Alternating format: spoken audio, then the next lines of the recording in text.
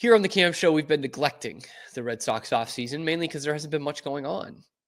They make the Garrett Crochet trade, and I still like the trade, but, it's still pretty indicative of what this ownership group is going to do. They're not going to spend money. They're not going to pay the premium for the premium free agents. And they're sticking with this model that worked for them 20 years ago and 15 years ago of we're not going to spend for pitchers on the wrong side of 30. And yet everyone else in the league is doing it. And the teams, well, I shouldn't say everyone else. The teams that are winning in this league are doing it. But the Red Sox are about to become, a Pittsburgh Pirates organization. I don't know if you guys saw the stat recently. Ivan Nova was the last free agent to sign a multi-year deal with the Pirates. He did it in 2016. Harambe was still in the news the last time the Pirates signed a free agent to a multi-year deal. Don't become that. Don't become that. Because what they're doing is, again, they make this trade for Crochet, and everyone knows how nasty he can be. And you're like, okay, that's good enough. Then they went out and got somebody. But yet we know Blake Snell's won 2 Cy Young Awards. And they don't go out and get him. Corbin Burns is still one of the best pitchers in the American League. You didn't go out and get him. So it's like, yeah, you spent 5 or 6 years building up your farm system just so you could trade 2 of them away because you don't want to spend any goddamn money. And now it's between Alex Bregman and Nolan Arenado. Which way do you think they're going to go? One costs you money, one does not. Bregman's still holding out for the 6-7 year deal. It's tough for me to see him getting it, but maybe he does. And instead, they're probably going to trade for Nolan Arenado. And I think that's such a mistake. And I love Nolan Arenado, genuinely. Since he's come in the league, he's been one of my favorite players. But this is not the Nolan Arenado of even 2 or 3 years ago.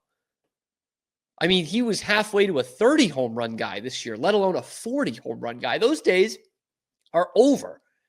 And if you can't see the significant dip in his numbers in the last 2 years, then I don't know how you could be running an organization and making a trade for this guy. Is he still an excellent fielder? Yes. Yes. And the Red Sox do need some help there. But most importantly, they need a middle-of-the-order right-handed bat. And 3 years ago, Nolan Arenado would have given you both those things at an MVP caliber level. This year, Alex Bregman still gives you some pretty good defense and is still a good hitter. His numbers have been going down too, but not the way that this is for Arenado. We're talking about a guy who played 152 games last year and hit 16 homers with 71 RBI. That's not good enough, man. He still doesn't strike out, which is great. But he struck out the most times of his career. Or excuse me, second most times of his career. Or second most times. He had 120, 101, 23, and 92 in 24. He doesn't hit for power anymore. 39 extra base hits in 152 games. That's not good enough, man. His OPS plus has dropped by 50 points in the last 2 years to where it's at 101 right now. You know what that tells me? Should tell you the same thing. He's a league average hitter. League average. You have those guys. You have league average hitters. You don't need to be going and trading for one. That's just asinine. Okay? His OPS itself, not even the plus, the OPS has dropped by over 160 points in the last 2 years. His slugging has dropped by 150 points. His on-base percentage has dropped by 35 points. And if you're still into batting average, that's dropped by 20 points the last 2 years. If you're still into that kind of thing. And then I know some people think this is stat nerd stuff. This is baseline level. Because you want to get into the stat nerd stuff, it's even worse, man. His ex-WOBA, his WOBA, which I love that stat. It weights everything that you have. So it's not just a single is not worth the same as a triple. His WOBA in 2022 was 381. It was in the top 3% of the league. It has dropped by over 65 points. We're talking about a league average hitter.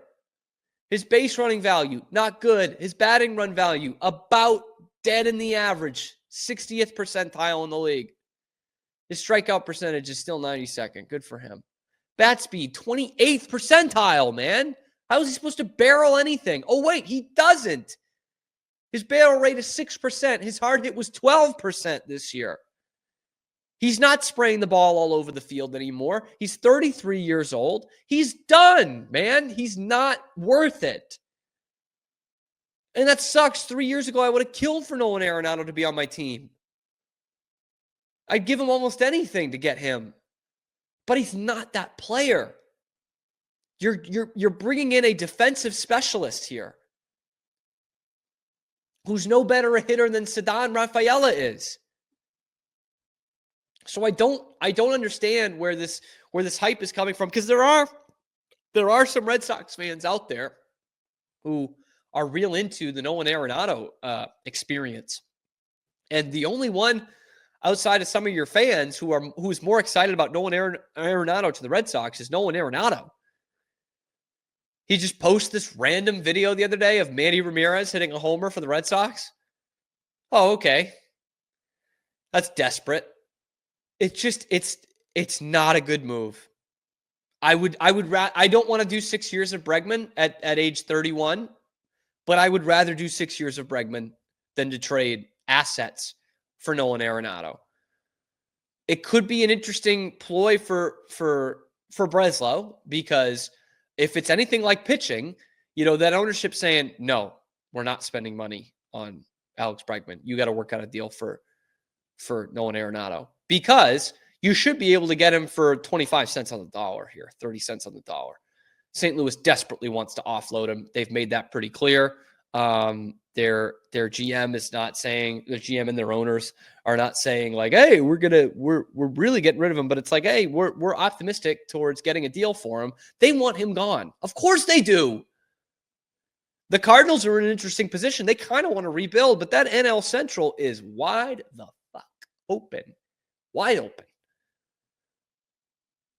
So they might even find some guys off your 40 that you don't want anymore. I doubt that there's one that's worth trading Nolan Arenado for, or trading to get Nolan Arenado. But I don't see it. I don't see why some Red Sox fans are all in on this. I don't know why the team keeps entertaining this, because everywhere you look, every report is Red Sox still in on Nolan Arenado. It's Red Sox or bust for Nolan Arenado, and the reports will be, hey, looking at Bregman and Nolan Arenado. It's just such a waste. And if you went into this offseason with the money that you finally have, and you walk away from it. If you walk away from it with Garrett Crochet, Aroldis Chapman, and Nolan Arenado, that is a grade A failure.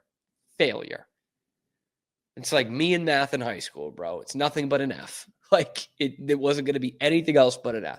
That is a total failure for a team that once again said, hey, we're going to be all in, or we're going to be, everyone around the league is saying the Red Sox are going to be in on some guys this year.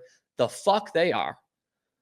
If that's what you walk away with, no team can take you seriously in the market ever again. No player, no agent can take you seriously in the free agent market. If you go into this offseason saying, you're going to push your chips to the middle of the table here, and you walk away with Garrett Crochet, Aroldis Chapman, and Nolan Arenado, no one will take you serious. Do I think Arenado can boost his numbers a little bit with that Fenway left field? Maybe, yeah. But then what does he become? A little bit better than a league average hitter? That's what you're going to go trade for at this point? I don't think it moves the needle for you at all. I don't think it makes you any better. But hey, what do I know? 2021, would have loved to have Nolan Arenado.